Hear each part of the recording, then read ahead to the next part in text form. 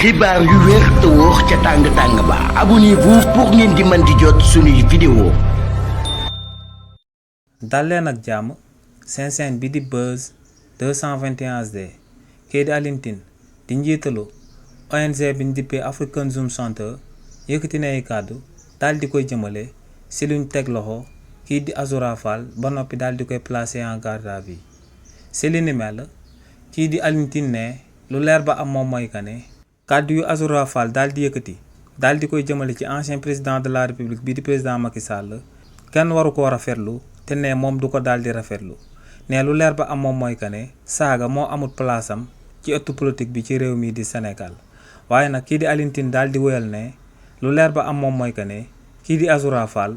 lu mu gën a daal di soxla nekkul ñu daal di koy tëj ci kaso waaye ne dañ ko war a daal di yóbbu ci akub hôpital daal di saytu bu baax a baax wër-gu-yaramam jëmale ko ci wàllu xelam ne lu leer ba am moom mooy que ne Azoura Fall ñëpp daal dinañuy xam que ne santé mentale am ginnaaw bañ ko tëjee lu tolloog at ci réew mii di Sénégal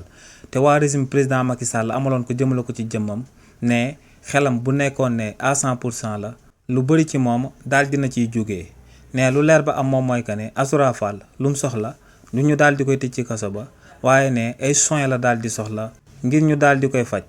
ne tamit ci réewu Sénégal saaga